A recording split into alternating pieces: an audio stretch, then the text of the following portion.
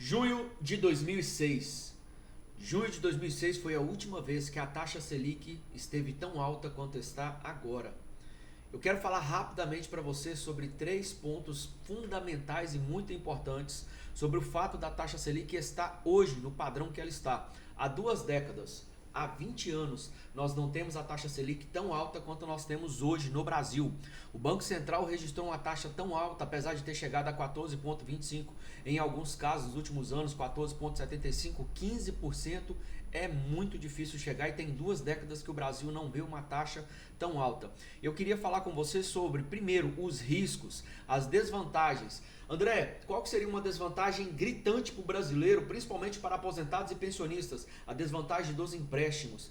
Muitas pessoas pegam empréstimo nesse período, aposentados, pensionistas, aqueles que são concursados, que querem pegar ali um empréstimo em folha, consignado. Toma muito cuidado, porque quanto mais alta está a taxa Selic, mais juros o banco vai cobrar de você, mais você vai ficar enrolado, mais você vai ficar endividado, mais tempo você vai precisar para pagar esse empréstimo depois, mais difícil vai ser você conseguir se estabilizar, você conseguir resolver os seus problemas financeiros, quando na verdade você pensa que está resolvendo, pegando um empréstimo com o banco, você está criando uma bola de neve que vai só crescendo, crescendo, crescendo, crescendo, e quando você assustar que não você está devendo a casa, está devendo tudo quanto há, porque você pegou um empréstimo com a taxa Selic alta.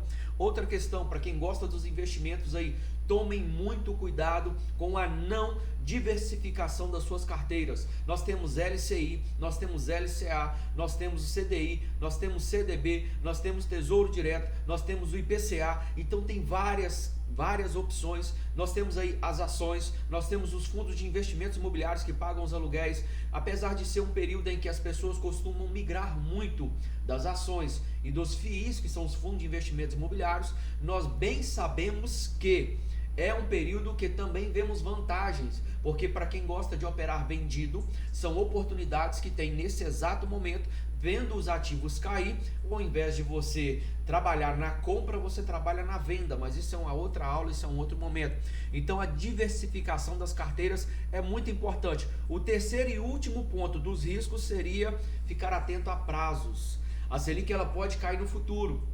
Então, se você pega o seu valor financeiro, se você pega o seu dinheiro e deixa ele atrelado a algum bem material, vamos dizer, algum investimento que você faz com base na Selic, e repentinamente, o que eu acho difícil, né, tá, mas vamos lá, isso é outro assunto também, repentinamente, você pega esse valor e deixa ele atrelado por 2, 5, 10 anos, ali junto ao banco pela Selic, existe um risco da Selic cair muito e o seu valor não ficar tão rentável e você não poder retirar antes, porque a depender da opção de investimento que você faça, pode ser que você não possa fazer essa retirada, talvez ela não está opcional ali para você, e aí você fica com seu dinheiro preso a um rendimento fútil, tá? Então são 3 pontos. Quais os critérios que nós devemos preocupar na hora de falar da taxa Selic, que é preocupante e deve ter cautela? Primeiro, evitar dívidas, porque os juros estão altos. Segundo, diversificar a carteira. Se você faz investimentos, independente da sua carta, independente da sua mão, independente do tamanho da cartela que você tenha, independente disso, faça investimentos conscientes e diversifique seus investimentos. E outra seria o prazo da Selic. Vamos lá. Quais são as desvantagens? Por último, eu vou falar da vantagem, tá? Desvantagens da taxa Selic em 15%. O custo de vida, ele fica mais alto, ele sobe. Junto com a Selic, nós vemos vários critérios subirem, nós vemos crediários ficarem elevados, nós vemos muitas das vezes parcelas ficarem mais caras, porque as pessoas vão parcelar para você. Eu vou fazer um financiamento de um carro, eu vou comprar dividido no cartão de crédito, aí o banco ou talvez até mesmo o vendedor passe para você a taxa da máquina, e a taxa ela está atrelada também na maioria das vezes a Selic, e isso faz com que as parcelas fiquem mais caras, e você de maneira inconsciente paga às vezes 2 produtos porque você parcelou no carnê, porque você parcelou de alguma outra forma e ficou mais caro para você. Nós temos a desaceleração da economia. Uau!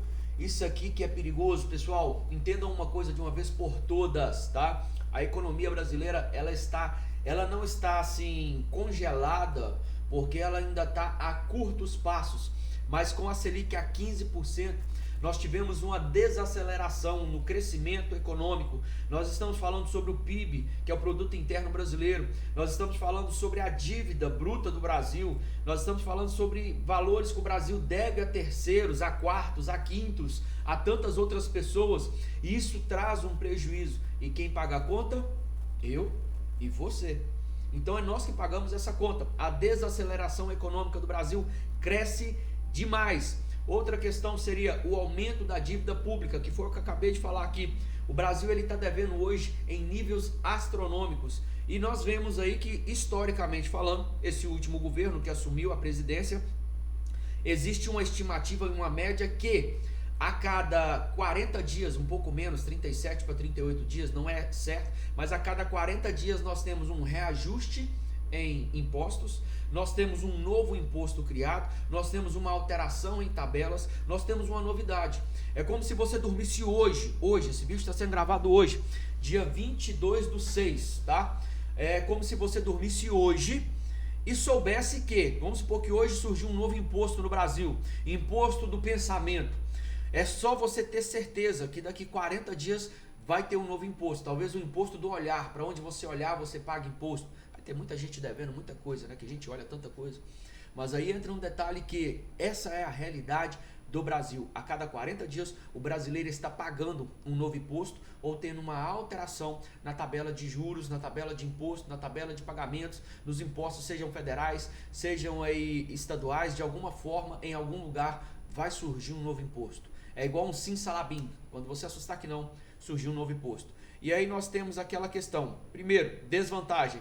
Crédito fica mais elevado. Segunda desvantagem, a desaceleração econômica. Terceira desvantagem, o aumento da dívida pública. E agora, André, você só está falando de pobreza, você só está falando de coisa ruim, você só está falando de miséria, você só está falando de desgraça sobre a vida do brasileiro, que ali parece que Deus não está abençoando. O que está acontecendo? Não vai falar de nada bom não, vamos lá. Temos agora os maiores rendimentos de investimentos, com certeza daquilo que você vai pegar, você encontra na renda fixa. Não é o que se falar que a renda variável é quando você compra uma ação, tá? E a ação ela vai ter ali provavelmente uma elevação considerável ou uma queda considerável. André, por que provavelmente? Porque existem ativos dentro da Bolsa de Valores que eles quase não têm negociações. São os ativos que nós chamamos de baixa liquidez, ou seja, não tem muitas pessoas interessadas em comprar, da mesma forma não tem muitas pessoas interessadas em vender. Dentro do mercado financeiro nós temos ali aquela questão que existe a livre comércio, o livre comércio e a livre negociação. Eu quero vender o ativo a R$10, mas todo mundo só quer comprar a 9. E aí eu aceito vender a 9,50, mas o pessoal só quer pagar 9,30. É onde nós temos as negociações dentro da Bolsa de Valores, tá? Então eu preciso entender uma questão que é muito clara e objetiva. O que é, André? Eu preciso ter consciência de que nós temos as maiores volatilidades ali. Agora, qual que é a desvantagem então, André, que eu tenho em ter ações ao invés de ter nesse momento um valor aplicado ou uma reserva dentro da renda fixa?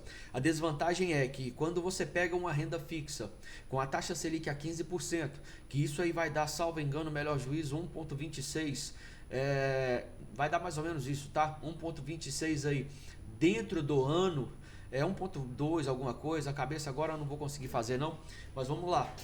Nós precisamos entender que eu tenho certeza de que eu vou ganhar 1,2 pelo menos ao mês. E quando eu falo de juros compostos, quer dizer que aquilo que rendeu hoje, amanhã vai juntar com o que eu já tinha depositado e vai render de novo. E ali é onde eu tenho a famosa bola de neve favorável a mim, ok? Então os maiores investimentos nós temos aí hoje. A maioria das pessoas investem muito na renda fixa quando a taxa Selic sobe, porque os CDBs estão mais rentáveis, os LCIs, os LCA, que são a letra de crédito do agronegócio, o LCI, que seria a letra de crédito imobiliário. Nós temos o Tesouro o Tesouro Selic, nós temos aí o IPCA. Então são várias opções que nós temos para investir. Outra questão, o controle da inflação. Juros altos reduzem o consumo de crédito. O que fazem? Freiam a demandada de informações financeiras que são jogadas no mercado e as pessoas estão altamente endividadas. Tem gente que hoje deve muito mais, isso aí é natural, tá? Infelizmente. Tem gente que hoje deve muito mais do que tem investido, deve muito mais do que ganha. E aí entra um problema. A vida da pessoa, a vida do brasileiro estar dessa forma não é legal, não é favorável. Esse vídeo eu vou fazer com máximo 15 minutos, então eu tenho mais 4 minutos para terminar ele aqui. Por isso que eu tô correndo, tá, pessoal? Sempre tô procurando fazer esses vídeos informativos assim, em no máximo 15 minutos. Esse aqui eu vou disponibilizar para todo mundo. A maioria das vezes, alguns eu coloco só para o pessoal da mentoria, para quem está realmente com a gente aí, para quem a gente faz um acompanhamento e faz o sistema de educação financeira mesmo, tá bom? Então vamos lá. Qual que é a questão que eu preciso entender? A vantagem que nós temos na atual conjuntura, com a taxa Selic tão alta, é que nós não temos problemas financeiros das pessoas se endividando muito mais, porque as pessoas têm total consciência que se você pega hoje 10 mil reais, você pode pagar em alguns casos até mais de 30 mil. E ninguém quer se endividar nesse nível. As pessoas não querem se endividar dessa forma. E aí entra um outro detalhe, a atração de capital estrangeiros. Uma grande vantagem que nós vemos hoje nessa situação é que pessoas que estão fora do país investem dentro do Brasil. André, pode isso? Pode, claro, com certeza. Tanto que eu conheço investidores brasileiros que investem nos Estados Unidos porque na atual situação, falando sobre macroeconomia, falando sobre geopolítica, falando sobre economia global, tá?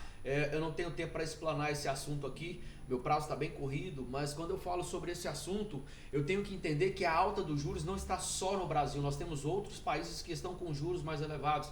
Os juros dos Estados Unidos, por exemplo, que geralmente anda aí na casa de 1 e pouco, 2 e pouco, salvo engano, está quase 5, beirando 5 por alguma face nesse sentido aí.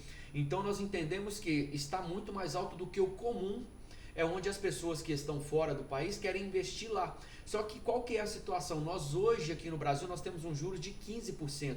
Isso faz com que a nossa economia hoje brasileira seja alvo de investidores internacionais, de investidores estrangeiros, pessoas que estão fora do país e querem investir no Brasil. Por quê? Porque sabem que os juros estão vantajosos. Aí eu faço a pergunta e eu quero aqui caminhar para o encerramento. Se os estrangeiros, se os gringos, se pessoas de outros países, de outros continentes estão querendo investir na renda fixa no Brasil, por que que você, cidadão ou cidadã brasileira, não vai começar a investir e vai continuar comprando, gastando, sempre assim, vivendo a vida na dependência daquele famoso INSS, que a gente nunca sabe se realmente vai funcionar, porque essa é a realidade. Às vezes você paga INSS por 5 anos. No dia que você tem um problema, você desloca um ombro, no dia que você tem uma luxação em algum músculo, no dia que você faz lá uma atividade física e acontece uma dificuldade de locomoção, você vai precisar de pelo menos 3 médicos, 2 laudos, 3 médicos, 2 laudos, uns 4 atestados médicos, e no final das contas você ainda corre o risco do perito virar para você e falar: você não passou na perícia. Então, não confie no INSS. Comece agora a investir e você vai ver que a rentabilidade ela chega. Pode não chegar agora, pode não chegar daqui 2 anos, mas a famosa bola de neve dos juros compostos, se você tiver a disciplina de passar pelo menos 5 anos da sua vida, é melhor do que pagar INSS por 35 anos, tá? Muito melhor. Se tiver a disciplina de passar 5 anos da sua vida, você vai ver que ao final dos 5 anos, a sua vida vai mudar por completo. É impossível a sua vida não ter uma diferença, a sua vida financeira. Se você for disciplinado, se você for verdadeiramente metódico, aceitar o custo de investir e não ver o retorno talvez no primeiro momento, no primeiro dia, na primeira semana, no primeiro mês, no primeiro semestre, mas se você quer alguma coisa, você espera por aquilo.